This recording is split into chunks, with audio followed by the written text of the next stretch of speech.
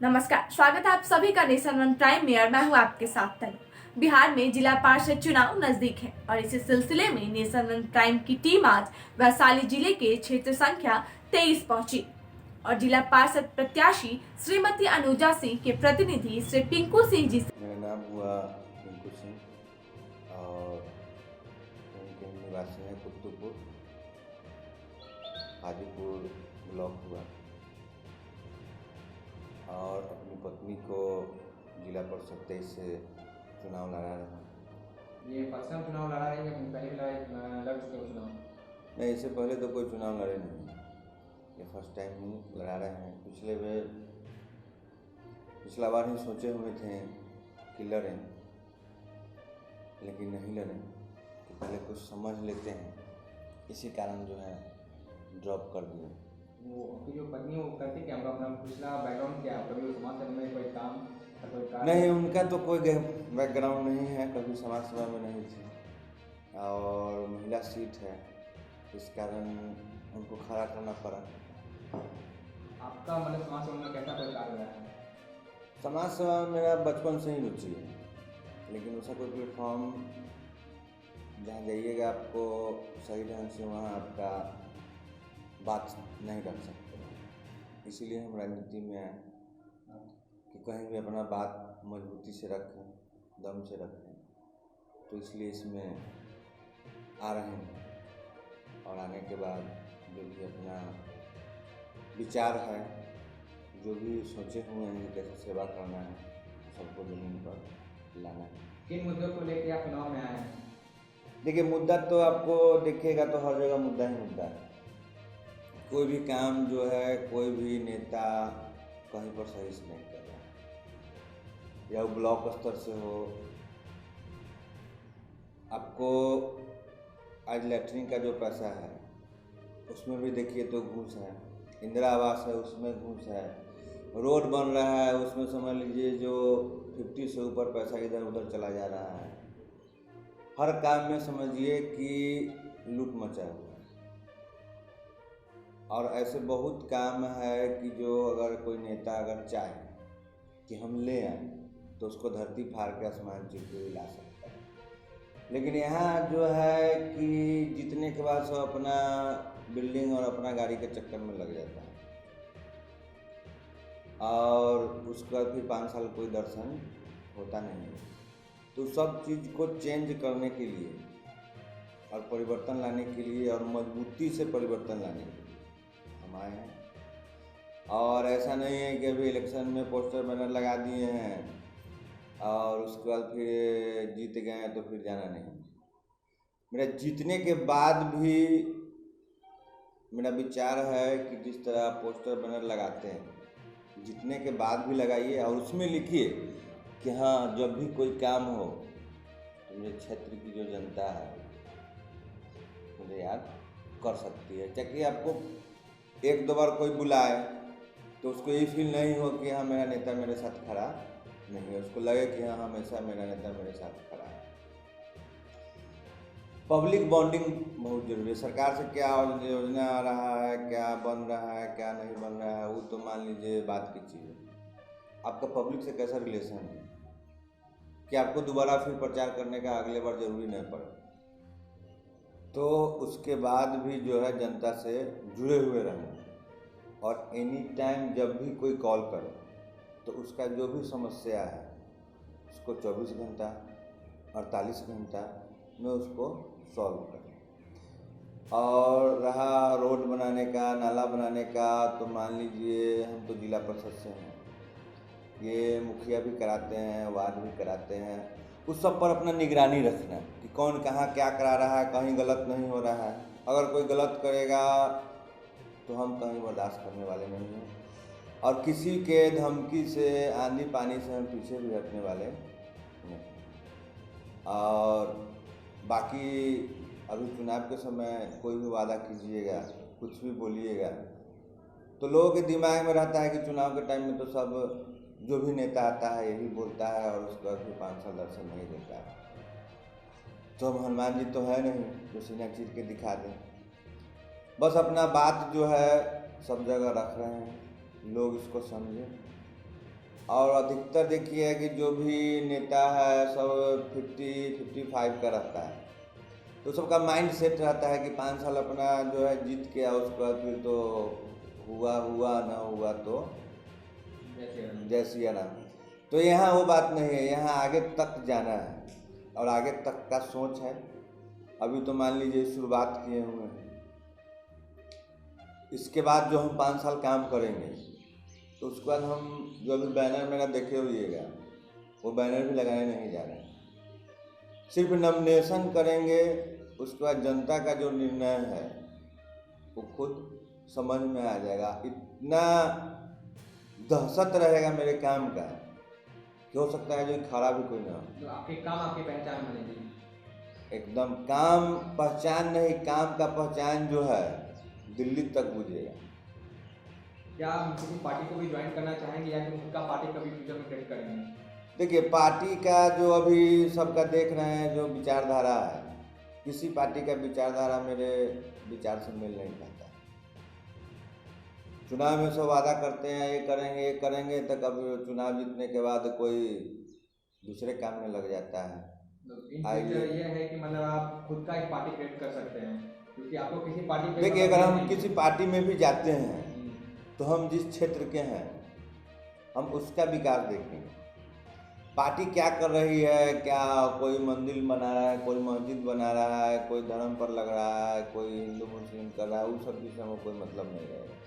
जो मेरा main focus रहेगा, जिस क्षेत्र के हम हैं, जहाँ के हम हैं, वहाँ विकास करें और अपने ढंग से विकास करें। उसके लिए अगर पार्टी से भी हमको बगावत करना होगा तो हम पीछे नहीं हटेंगे कभी भी इन फ्यूचर। अभी तो जहाँ हैं उस पर सोच रहे हैं और आगे जो होगा उसमें अगर वैसा हमको कड़ा निर्णय भी लेना पड़ा तो कभी पीछे नहीं हटेंगे। बेरोजगारी एक बहुत बड़ा मुद्दा है, इस पर आप क्या कहेंगे? मतलब बेरोजगारी को कैसे दूर किया जाए? देखिए, बेरोजगारी अब सब लोग चाहता है कि सरकारी नौकरी हो जाए, तो कहाँ तक संभव है तो जो ऊपर के लोग हैं वो जानते होंगे। बेरोजगारी दूर करने के लिए मान लीजिए बहुत सारा लोन का फंक्शन है जो नासमझी के कारण लोगों को नहीं मिलता है, या उतना उसका ट्रेनिंग होना चाहिए कि कैसे वो मिलेगा। ये भी सरकार का काम है। सरकार घोषणा कर देती है कि सबको 5 लाख मिल रहा है, 25 लाख मिल रहा है और 30 लाख मिल रहा है, ऐसे रुपया बटा रहा है, और बैंक में जाइए तो कुछ है ही नहीं। तो नौजवान को इसका ट्रेनिंग मिलना चाहिए कि हाँ क्या करने से, किस चीज़ पर अपना जो कागज़ पेपर है उसको पूरा करने से ये सब चीज़ पूरा होगा।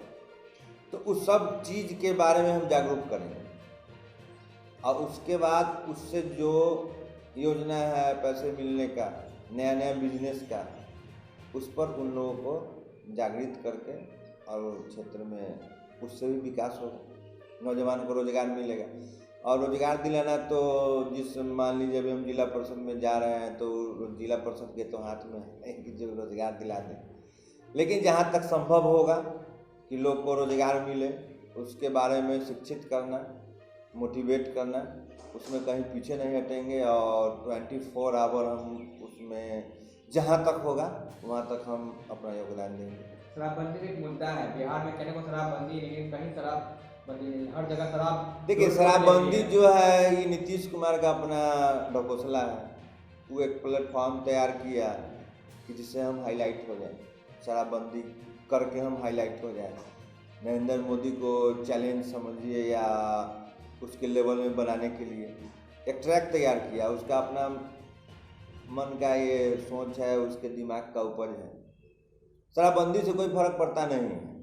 और शराब तो आपको देख रहे होंगे कि अभी आपको हम फोन कर दें तो यहाँ भी पहुँच जाएगा। और इलेक्शन में कितना शराब का यूज होता है वो आप हम जानते ही हैं। पुलिस भी जान रहा है कहाँ शराब मिल रहा है। पुलिस थक हार गया है और फिर अपना उसमें इन्वॉल्व भी है। और शराब बंद करने से एक नया नशा आ गया है आपको बिहार में, स्मैक, जो जिससे और जनरेशन खराब हो रहा है बुरी तरह। जो आप सोच नहीं सकते। और शराब में तो मान लीजिए ठीक है उतना नुकसान नहीं है, लेकिन ये जो नशा है, अपने घर में बच्चे चोरी कर रहे हैं, अपने घर में डकैती कर रहे हैं, ना मिले तो घर में विवाद कर रहे हैं, और शराब चालू है, राजस्व का भी नुकसान हो रहा है। नीतीश कुमार अपने ईगो के कारण शराब को जानबूझ के बंद कराए हुए है। वो भी जानता है इसका कोई बेनिफिट जो है राज्य को नशा मुक्ति की ओर नहीं ले जा रहा है, लेकिन अपने ईगो के कारण अपना बोल बच्चन जो दिए हुए हो स्टेज पे, उसको दम देने के लिए, बल देने के लिए इसको बंद किए हुए। नहीं तो कहीं से शराबबंदी में कोई जान नहीं है। समझिए कि अब तो एक तो 2 नंबर दारू है जिससे और लोगों का नुकसान हो रहा है, ज़्यादा पैसा भी खर्च हो रहा है, जो महिला उत्थान के लिए और महिला के विकास के लिए और महिला के मान लीजिए मारपीट के लिए रोकने के लिए ये सब बंद किया। तो और महिला का समझिए तो पैसा ज़्यादा बर्बाद हो रहा है। उसको जो भी वो कमा के लाता है, पहले 100 रुपये खर्च करता था, अभी वहाँ 300 खर्च।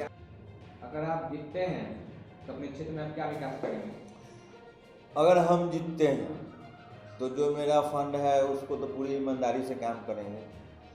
और अभी आप सुनते होइएगा कि जो फंड है उसमें ब्लॉक में 10% चला गया, और जो जनप्रतिनिधि है या मुखिया हो, जिला परिषद हो, वो 10% खा गया, तो वो सब मेरे यहाँ नहीं रहेगा। न हम खाएंगे और न ब्लॉक में खाने देंगे। और काम कैसे कोई नहीं देगा और नहीं करने देगा उसको भी हम समझ लेंगे, और कहीं हम दबने वाले भी नहीं। और जो भी मेरे क्षेत्र में मुखिया रहेगा, अगर उसका भी कंप्लेन मेरे यहाँ आएगा तो उसको भी हम खाने नहीं देंगे। और काम जो भी पैसा मिलेगा उसको पूरी तरीके से धरातल पर लाना मेरा काम रहेगा। और मान लीजिए जो भी सरकारी योजना है, वो मेरे क्षेत्र में जो भी जनता है उसको किसी भी रूप में, किसी भी स्थिति में उसके घर तक पहुंचाना मेरा यही उद्देश्य है। कि जनता का सवाल होता है कि कोई प्रतिनिधि इलेक्शन टाइम में बड़े बड़े बोल वचन देते हैं, तो आप कैसे मतलब ये देखिए बोल बच्चन अभी जो भी जीते हैं, पिछले जो जिला परिषद थे, हम नाम नहीं लेना चाहेंगे, इससे भी पिछले थे, और 10-15 साल से 3 बार हम देख चुके हैं। कोई भी जीता तो कभी फिर दोबारा क्षेत्र में गया नहीं। जीतने के बाद अगर आप उनसे मिलने चले गए उनके घर पे तो ठीक है, या नहीं तो वो कभी घूमने नहीं आए। तो जनता को इस सब विषय पर सोचना चाहिए। और हम तो पहली बार जा रहे हैं, तो अगर पुराने वाले अपना कर्तव्य ठीक से नहीं निभाए हैं तो उनको तो सबसे पहले रिजेक्ट करें।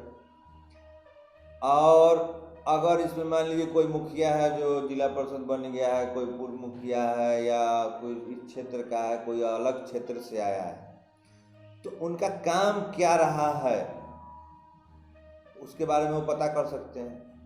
तो उस सब चीज़ को वो पता कर लें। और आपको पहले भी हम बताए हैं, जो 55-60 वाले आते हैं तो उनके दिमाग में सीधा रहता है कि इस बार किसी भी तरह जीत लेना है, उसके बाद घर जाकर आराम करना है, उसके बाद जनता कहाँ गई, हम कहाँ गए, अगले बार हमको आना है कि नहीं है, वो भी उस सस्पिशन में तो खुद रहते हैं। तो जनता को क्या देखें, उनको तो सोच के ही आते हैं कि जीतना है और यहाँ से फिर राधे राधे। तो वैसा मेरे साथ नहीं है, मेरा तो शुरुआत है, तो शुरुआत है तो आगे स्कोप है, इसलिए भी। और मेरा जो हम देखते आए हैं उस सब चीज़ को बदलने के लिए भी हम इस क्षेत्र में उतरे हैं। और इसी के साथ सभी जनता को होली की शुभकामना। और आगे हम जीतने के बाद क्या करेंगे वो तो जनता को देखें। ऐसे ही देश दुनिया की तमाम खबरों को देखने के लिए आप जुड़े रहें हमारे साथ। हमारे फेसबुक पेज को लाइक कीजिए, हमारे यूट्यूब चैनल को सब्सक्राइब कीजिए, ताकि हर खबर पर रहेगी आपकी पकड़।